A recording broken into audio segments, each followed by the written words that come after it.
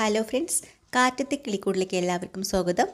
അങ്ങനെ നമ്മുടെ സുമേഷ് കിച്ചണിൽ നിൽക്കുന്ന സമയത്തെ ജോലിക്കാർക്കെല്ലാം ബോണസ് കൊടുത്ത കാര്യങ്ങളൊക്കെ സംസാരിക്കുകയാണ്. ഓണമല്ലേ, അന്നേരം നികേഷ് ചോദിക്കാനുണ്ട്, ഏട്ടാ എല്ലാവർക്കും ബോണസ് കൊടുത്തോ? ബോണസ് എങ്ങനെയാണ് കൊടുത്തത്? കാശായിട്ട് തന്നെ കൊടുത്തു.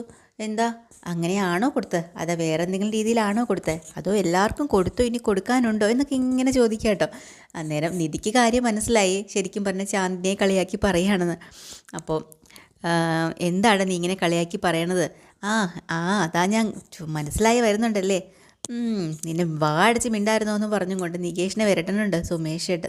അപ്പോൾ പെട്ടെന്ന് തന്നെ നിധി പറയുന്നുണ്ട്, സുമേഷ് ഏട്ടാ നികേഷ് പറഞ്ഞതിൽ ഒരു തെറ്റുമില്ല കേട്ടോ. ആ കുട്ടിക്ക് ആദ്യത്തെ ഓണമല്ലേ നമ്മുടെ, എന്തേലും ഗിഫ്റ്റ് വാങ്ങി കൊടുക്കണം കേട്ടോ എന്ന് പറയാം കേട്ടോ. വേണോ അല്ലേ മോളെ? പിന്നെ എന്തെങ്കിലും സുമേഷ് ഏട്ടാ വാങ്ങി കൊടുക്കണം. ചെയ്യാം എന്തേലും. അങ്ങനെ അവർ ഇരിക്കുന്ന സമയത്ത് നികേഷിനും കുട്ടി പുറത്തേക്ക് നമുക്കൊന്ന് പുറത്ത് പോയിരിക്കാടാന്നും പറഞ്ഞ് അവർ രണ്ടുപേരും കൂടെ ഹാളിലേക്ക് വന്നിരിക്കുകയാണ്. അതുപോലെ തന്നെ ജോലിയൊക്കെ കഴിഞ്ഞ് പോകാനായിട്ട് വർക്ക്ഷോപ്പിൽ നിന്ന് പൂട്ടി ഇറങ്ങുകയാണ് ഹരീഷിന് പെട്ടെന്ന് നമ്മുടെ നീതുവിൻ്റെ കോള് വരാം കേട്ടോ. എന്താടി വിളിച്ച, നിൻ്റെ പിണക്കമൊക്കെ മാറിയോ? പിണക്കോ? അനി ഞാനല്ലല്ലോ പിണങ്ങുന്നത്, നീയല്ലേ വഴക്കുണ്ടാക്കുന്നത്, അതുകൊണ്ടല്ലേ ഞാൻ പിണങ്ങുന്നതെന്ന് പറഞ്ഞ് വീണ്ടും തുടങ്ങാം. എന്തായാലും നീ ഇപ്പം എന്തിനാണ് വിളിച്ചത്? എന്തായാലും ഞാനിപ്പോൾ പിണക്കം മാറ്റാൻ വേണ്ടിയിട്ടാണ് വിളിച്ചത്. എന്താ കാര്യം പറ. വേറൊന്നുമല്ല, ഹരീഷ് ഇറങ്ങി. ഇപ്പം നീ ബൈക്കിലാണോ? അതെ. എന്നാൽ പിന്നെ ബൈക്കിൻ്റെ ഫ്രണ്ടിലെ പെട്രോൾ ടാങ്കില്ലേ, പെട്രോൾ ടാങ്കിൻ്റെ പുറത്തൊരു ബാഗുണ്ടല്ലോ, അതൊന്ന് തുറന്ന് നോക്കിക്കേ. എന്തിനാന്ന്? തുറന്ന് നോക്ക്. അങ്ങനെ അത് തുറന്ന് നോക്കുമ്പോൾ അതിനകത്തൊരു ഗിഫ്റ്റ് ഉണ്ട് കേട്ടോ. നീ ഇത് പറയണ, അത് തുറന്ന് നോക്കണം കേട്ടോ. അത് നിനക്കായിട്ട് ഞാൻ ഓണത്തിന് സമ്മാനമായിട്ട് തന്നതാണ്, എൻ്റെ ഗിഫ്റ്റാണ്. അങ്ങനെ അത് തുറക്കുമ്പോൾ അതിനകത്തൊരു സ്പ്രേയും പിന്നെ ഒരു ലെറ്റർ ഉണ്ട് കേട്ടോ. ലവ്ലി ഫ്രാഗ്രൻസ് എന്നൊക്കെ പറഞ്ഞിട്ടാണ്. അത് എന്താടിന്ന് ചോദിക്കാം കേട്ടോ. അപ്പോൾ വായിക്കാൻ അത്ര ബുദ്ധിമുട്ടുള്ളത് കൊണ്ട് നീതും അതിൻ്റെ അർത്ഥവും കാര്യങ്ങളും ഒക്കെ പറഞ്ഞു കൊടുക്കുകയാണ്. അത് സുഗന്ധമാണ്, സുഗന്ധം പരത്തുന്നതാണ് നമ്മളെ പ്രണയം. അതിന് വേണ്ടിയിട്ടാണ് ഞാൻ നല്ല മണമുള്ള ഒരു സ്പ്രേ തന്നെ അതിൽ വെച്ചേക്കുന്നതെന്നൊക്കെ പറയാം. കിട്ടിയത് ഹരീഷിന് ഭയങ്കര സന്തോഷമാവും കേട്ടോ. ജീവിതത്തിൽ ആദ്യമായിട്ട് ഇതുപോലെ നല്ലൊരു ഗിഫ്റ്റ്, അതും നീതുവിൻ്റെ കയ്യിൽ നിന്ന് തന്നെ കിട്ടിയപ്പോൾ നല്ല സന്തോഷമായി. അങ്ങനെ അതും കൊണ്ട് ഭയങ്കര സന്തോഷത്തിൽ വീട്ടിലേക്ക് വന്ന് കയറുകയാണ് നമ്മുടെ ഹരീഷ്.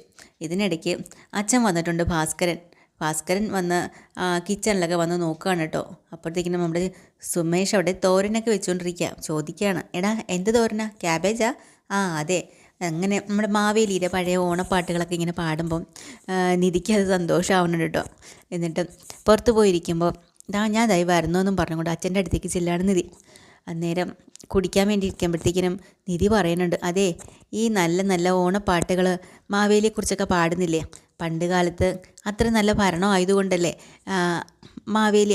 അന്നത്തെ കാലത്ത് നമ്മുടെ നാട്ടിൽ കള്ളുകുടിയന്മാരും ഇല്ലായിരുന്നു എന്ന് പറയുമ്പോൾ ഭാസ്കരൻ പറയാം, അതെ അതെ അങ്ങനെ അതുകൊണ്ടാണല്ലോ അയാളെ ചവിട്ടി താഴ്ത്തിയത്, എന്നിട്ട് വർഷത്തിൽ ഒരിക്കൽ വന്നാൽ മതി എന്നും പറഞ്ഞ് വിട്ടത് എന്നും പറഞ്ഞിട്ട് അങ്ങോട്ട് ചിരിക്കാൻ തുടങ്ങിട്ടോ. ശരിക്കും പറഞ്ഞാൽ ഭാസ്കരൻ കുടിക്കാതിരിക്കാൻ വേണ്ടിയിട്ടാണ് അങ്ങനെ പറയണമെങ്കിലും പെട്ടെന്ന് തന്നെ ഭാസ്കരൻ പറയാം, മോളെ എന്തായാലും ഓണമൊക്കെ അല്ലേ വരുന്നത്, മോളുടെ ഇവിടെ വന്നതിന് ശേഷമുള്ള ആദ്യത്തെ ഓണമല്ലേ, മോൾക്ക് ഞാനൊരു സമ്മാനം തരുന്നുണ്ടെന്നും പറഞ്ഞിട്ട് ഒരു കവറെടുത്ത് നിധിയുടെ കയ്യിൽ കൊടുക്കുകയാണ്. എന്താ അച്ഛാ ഇത് ഒരു പുടവയാണ്, സെറ്റ് സാരിയാണ്, മോൾക്ക് നന്നായിട്ട് ചേരും.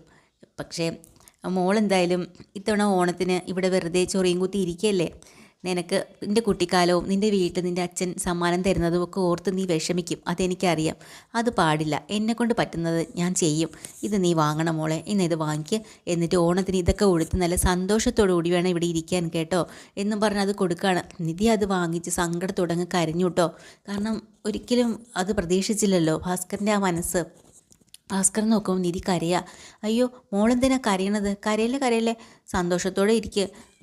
ഓണമായിട്ട് ഇങ്ങനെ കരയാവോ?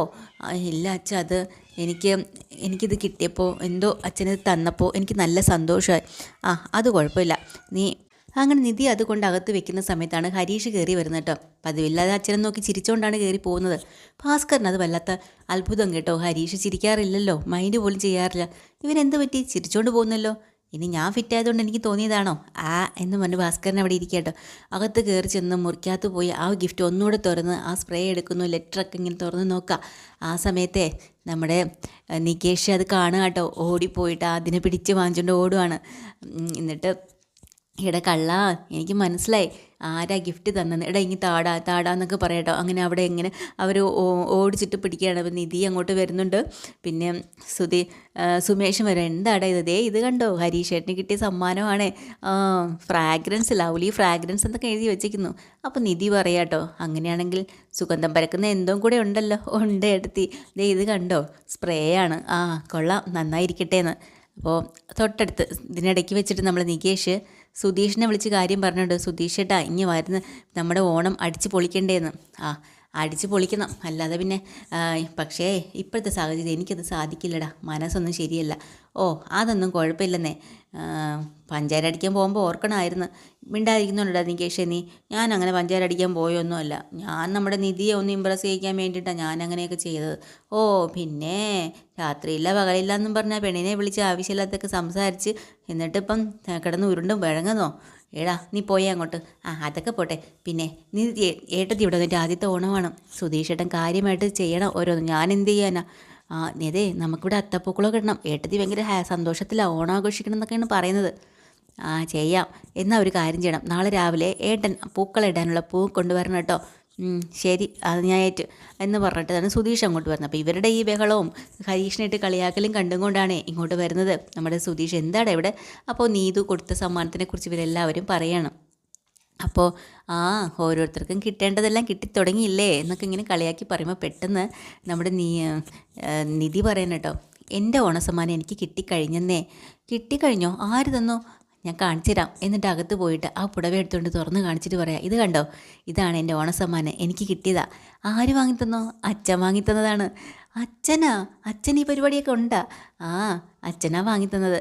എനിക്ക് ഭയങ്കര സന്തോഷമായി. കാരണം എല്ലാ വർഷവും എൻ്റെ അച്ഛനാണ് എനിക്ക് ഓണക്കോടി എടുത്തു തരുന്നത്. ഇത്തവണയും ഞാൻ അച്ഛാന്ന് വിളിക്കുന്ന ഒരാൾ തന്നെ എടുത്തു തന്നതിൽ എനിക്ക് ഒരുപാട് സന്തോഷമുണ്ട്.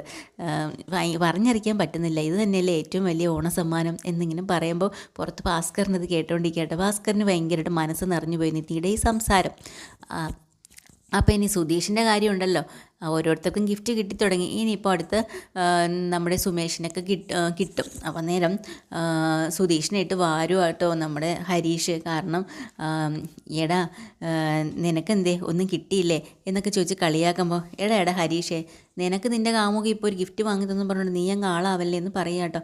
എന്താ പിന്നെ ഓരോ പണിക്ക് പോകുമ്പോൾ നിൽക്കുമ്പോഴത്തേക്കും അറിയണമായിരുന്നു പ്രശ്നമാവുമെന്ന്. എൻ്റെ ഗായത്രി വാങ്ങി തന്നില്ലേ, എടാ ഞാൻ വച്ച് ഇടിച്ച് ശരിയാക്കിയാലുണ്ടല്ലോ എന്നൊക്കെ പറഞ്ഞിട്ട് പ്രശ്നം ഉണ്ടാക്കാം കേട്ടോ. അങ്ങനെ നമ്മുടെ അതുപോലെ തന്നെ ഹരീഷും സുധീഷും കൂടെ ഈ കാര്യവും പറഞ്ഞുകൊണ്ട് അങ്ങോട്ടും ഇങ്ങോട്ടും അടിയായി, ഭയങ്കര അടിയായി. ഇതും കണ്ടും കൊണ്ട് എല്ലാവരും പിടിച്ചു മാറ്റാനായിട്ട് വരുന്നുണ്ട്.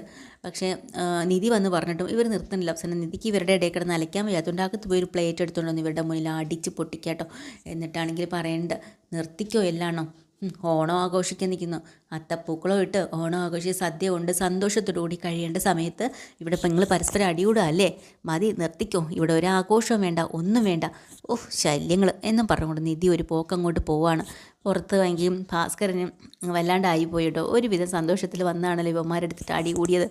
അങ്ങനെ ബാക്കി എല്ലാവരും ഇതൊക്കെ കണ്ട് അല്ലാതെ നിൽക്കുകയാണ് ഇന്നത്തെ എപ്പിസോഡ്. ഡീറ്റെയിൽഡ് എപ്പിസോഡുമായിട്ട് വീണ്ടും വരാം. ചാനൽ ഇഷ്ടമായി ലൈക്ക് ചെയ്യുക, സബ്സ്ക്രൈബ് ചെയ്യുക. താങ്ക്